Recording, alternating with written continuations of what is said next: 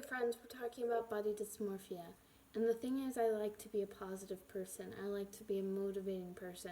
I want you to enter into recovery, and I don't want you to be scared off of recovery because of what I say. But I know that other people who are in the midst of this disorder and are much skinnier and much more accomplished in the anorexia ideals still struggle with body dysmorphia. So honestly, I feel comfortable making this video, and honestly, I want to rant because this isn't going to be a positive sandwich. I'm not going to have a positive anecdote in the beginning and another one at the end with a little bit of negativity in the middle. This is going to be negative. And that's because I'm struggling a lot. I came to this new city to start PT school, physical therapy school, and I was excited, and I thought, oh, anorexia is going to be hard, but I'll be focused, and school's going to be fine. And then I came here, and anorexia was fine. It was mostly the school that was stressing me out. And now I feel fine about school, but anorexia is terrible. It's every day, and it feels like most moments of the day are given to body dysmorphia and all the fun stuff that comes there. And you know what? Physical therapy school makes me feel even worse about that because I am one of the luckiest people in the world. I have fully functioning limbs. I don't have any nerve problems. I can see perfectly besides the need for contacts. And my ears work. My neuropore closed at the appropriate day during fetal development. I'm like so well developed in terms of fetal development that I don't even think about fetal development unless I have been taught about it. You know? Like, all of these things have gone so well for me, but I really just dislike my fat distribution, and that is messing my whole world up. And that feels vain and feels like a non-problem, but you know what? It's a pretty big deal to me, apparently, because it's not just the body dysmorphia. Sure, I don't feel great in my scrubs that day, but first of all, nobody can see your body in scrubs, and nobody cares over a cadaver. But I feel that way, and then I get home and I take off my scrubs and I see myself, and I'm like, how are you okay with this? And the thing is, I say I'm not okay with this, but what am I supposed to do? I can't really starve myself because my body didn't respond in a great way to that, neither would yours, and starvation is never the answer, and I binging nor purging. And don't get me started on the binging part, okay? Because that's more complicated, and you're probably not binging if you're binging. But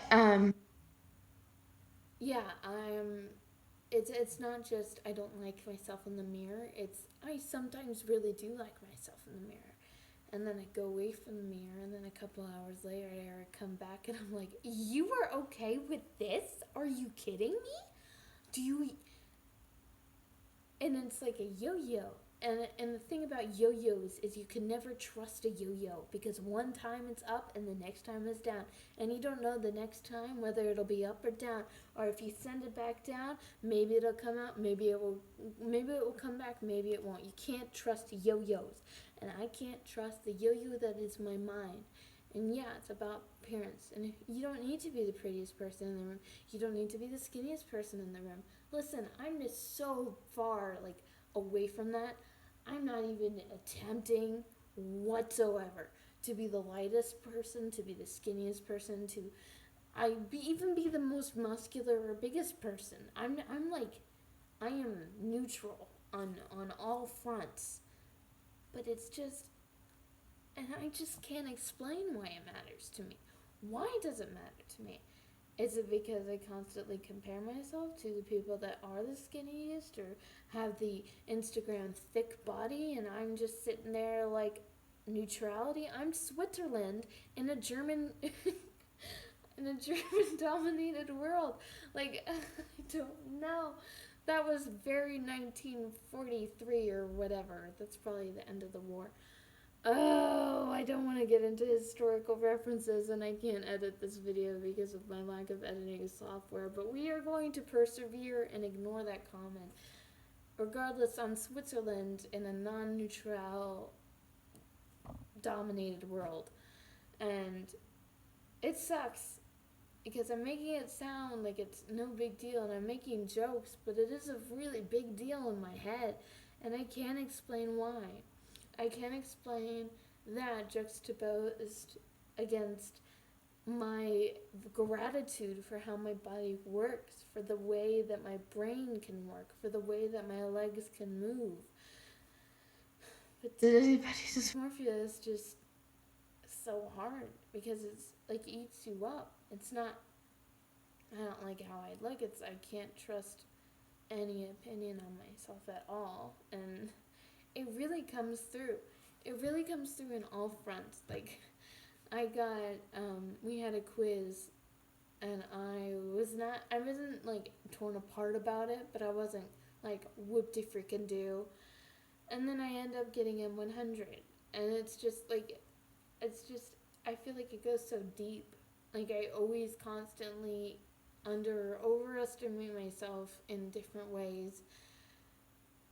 And I just don't trust myself. And I think that's the core, and that, like, I want to be able to trust myself. So it's hard. It's about a very vain thing, and I want to talk to people about it, but I'm just so embarrassed. And it's just hard. And like, people will say, "Oh, you're pretty. Oh, you have a nice body. Like, look at that ass." But like, it doesn't solve it. So yeah, and I'm struggling, and I don't like to make a video that's just all negative, but there's some times where it just helps me to see other people struggling, so maybe this helps somebody else, and maybe the words that I say somehow resonate with you and make you have words to your condition, or maybe you'll send me a comment that's give words to mine. But distrust is hard in anybody, but I think it's the hardest when you can't trust yourself.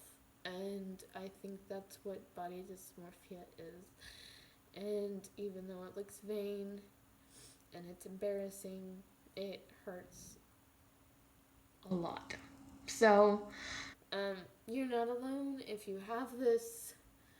You're not alone if you feel vain or selfish or whatever. And I am really proud of where I have come in my recovery, and I continue to be proud.